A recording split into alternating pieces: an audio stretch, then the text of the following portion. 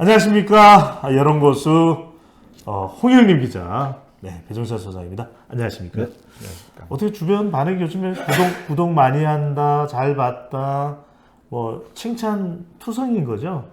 그걸 왜 저한테 물어보세요? 궁금해가지고요. 아니 뭐 배 소장님도 맨날 보면서 뭐 예. 요즘 지금 조회수가 최근에 급증을 하고 있어서. 그래요. 네. 뭘 아니 보면 나오잖아요. 좀 이렇게 놀래야 다른 분들 그래하고 또 확인을 하시니까. 아니 그게 아니라 네. 다른 분들이 시청자분들이 볼 때는 예. 본인들 거 본인들이 잘 모르나 이렇게 생각하면 약간 우습잖아. 당연히 잘 알죠. 예. 눈이 빠지도록 보죠.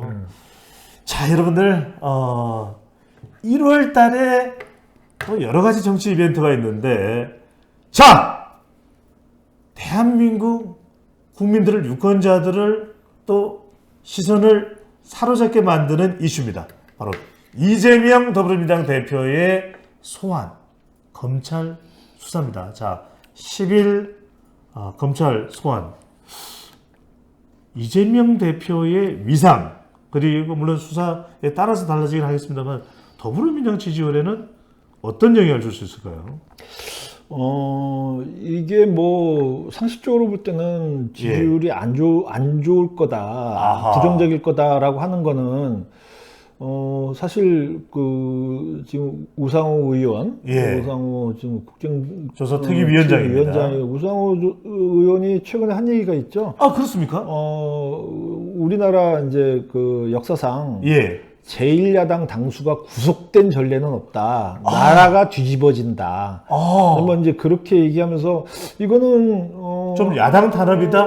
정치 보복을 그렇죠. 주장하고 싶은 거네요. 네, 그거를 주장하고 싶고 네. 또 한편으로는 이게 좀 걱정스러운 마음이 이제 깔려 있잖아요. 이게 깔려 있는데 저는 제가 볼 때는 이렇게 얘기하면은 호응이 있을까? 나는 약간 좀 그런 생각이 드는 게. 아니, 그 말씀부터 여쭤봐야 되겠네. 네. 신년 여론조사에 나온 걸 보면 그렇죠. 네. 수사를 해야 된다, 정당하다가 그렇죠. 절반을 넘어요. 그렇죠. 그 MBC 조사, 예. MBC 코리아 리서치 조사, MBC가 뭐 지금 뭐 형 정부랑 각을 세우고 있는데, 적법한 조사니까 문제가 그렇죠. 없다. 아니, 조사는 뭐 각을 세우든 그거 상관없이 그래서 정당한 거니까요. 그게 50.6%고 야당을 겨냥한 표적 수사니까 문제가 있다가 43%.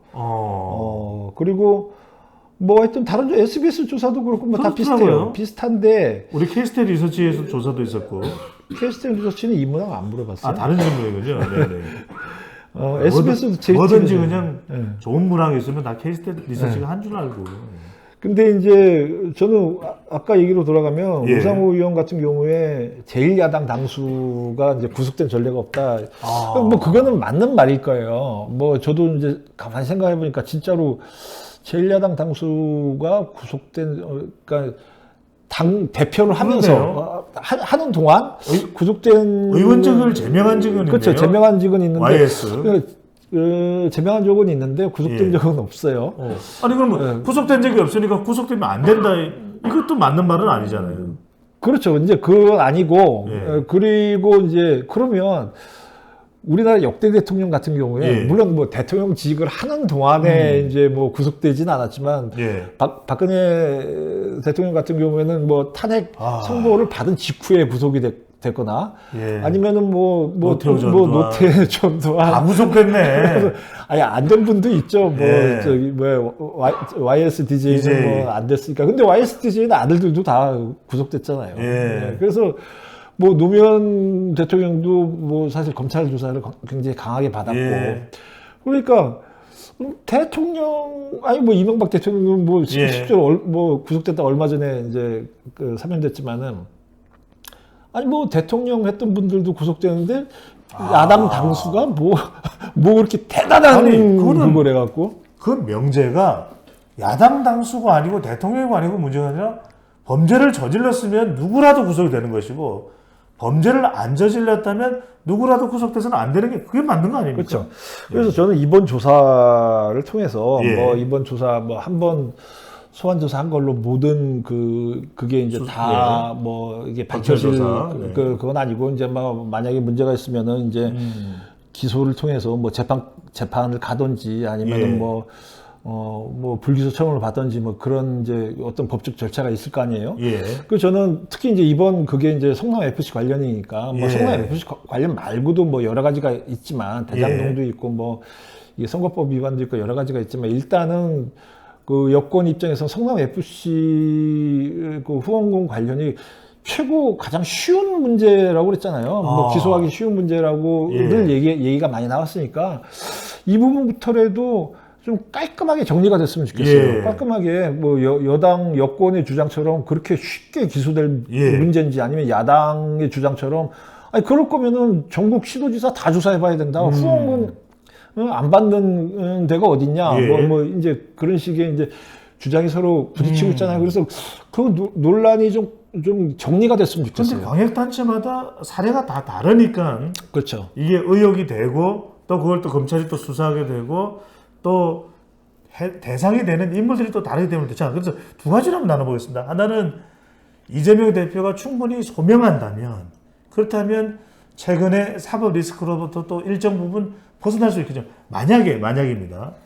만약에 이재명 대표가 충분한 해명이 안 되고 나는 모르는 일이고 그리고 그것은 나하고 직접적으로 연관되는 일도 아니다. 당연히 단체장으로서 응당할 수 있는 일이다. 이렇게 되는 경우 뭔가 좀 해명이 되지 않을 때 정당 지지율에는 어떤 영향을 줄까요? 당 이름을 바꾸던지 아니면은 뭐 신장 개업을 하던지 예. 뭐 좀 그럴 필요가 있죠. 왜 그러냐면 그러니까 이제 뭐 민주당이나 이재명 대표 입장에서 뭐 잘 해결이 되면 예. 오히려 전화위복이 되겠죠. 오히려 이거는 그 여권 입장에서는 무리한 공세였다라고 예. 하는 게 이제 드러나니까 아마 그 전세가 급반전이 되겠죠. 급반전이 되겠지만 만약에 이제 방금 말씀하신 대로 만약에 이제 그 어떤 문제가 있다라고 이제 된다면 예. 그런 분을 당대표로 뽑은 그리고 당대표로 역대 민주당 그 전당대회 역사상 77%가 74%가 가장 역대 높고 최다 득표로 역대 최다 득표로 더불어민주당 당대표가 됐어요. 당대표가 예. 된 정당이라면 뭔가 이제 좀 바꿔야 되지 않을까. 예. 바꾸는 것도 아주 그냥 신장개업식으로 간판 예. 내리고 뭐 셰프도 바꾸고. 어디 라디오 프로그램 제목 아닌가요? 몰라요. 네. 관심 자, 없어요. 후보자님, 그래서 또 궁금해지는 것은 문희상 전 국회의장이 한 일간지의 인터뷰에서 한 일간지의 인터뷰였나요? 아니면 이재명 대표 면전에서 그런 이야기를 했다는 것을 이제 이야기를 했던 것 같은데 교토 삼굴 면전에서 얘기했죠. 면전에서. 지혜로는 토끼는 B 플랜, C 플랜 이걸 만든다. 이 의미는 오랫동안 이제 기자 경험이 있으시니까 어떤 의미라고 해석을 해야 될까요? 정확하게는. 있는 그대로 말씀한 그대로 봐야죠. 예. 뭐 그 문희상 전 국회의장 같은 경우에는 말 돌려서 하는 스타일도 아니고 그럼 이재명 대표가 이제는 좀 결단을 내려라 이런 의미로 해석을 해야 아니 뭐 결단을 뭐 지금 순간 뭐 검찰 조사의 결론이 난 게 아니니까 뭐 지금 순간 지금 당장의 결단을 내리라고 하는 얘기는 아니지만 예. 뭐 사실 어떻게 보면 굉장히 원론적인 얘기잖아요. 아하. 뭔가 그 당 입장에서는 지금 뭐 이재명 대표가 어떻게 될지 예.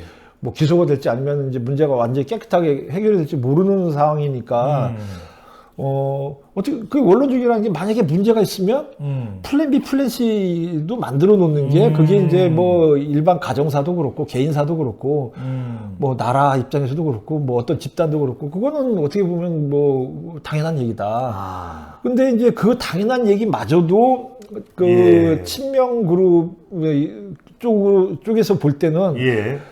아이씨 뭐 안 된다는 가정을 왜 하지? 근데 그쪽 그룹에서는 안 된다는 가정마저도 하기 싫은 거죠. 그조차도. 그조차도. 그런 이야기를 꺼내는 사람들은 그렇죠. 예. 다 음흉한 그렇죠. 의도가 있는 것이다. 예. 왜 흔드느냐? 근데 신년 할애에서 문희상 전 의장이 뭐 당연히 민주당 당적을 가진 분인데 그 당적을 가진 원로인데 그 원론적으로 당이 잘 되기 위해서 원론적인 얘기를 한 걸 갖고도 뭔가의 의미를 자꾸 두려고 예. 한다는 거는 그거는 이게 좀 과잉 반응 아닌가. 끝으로 홍 기자님 이렇게 데이터를 쭉 분석해 봤을 때 데이터상으로 봤을 때 지금 민주당이 앞으로 뭐 총선도 앞두고 있고 운명을 본다면 또 이재명 대표를 둘러싼 사법 리스크를 감안한다면 명당 분리 이재명과 민주당 분리 어떻게 해야 되는 겁니까? 이게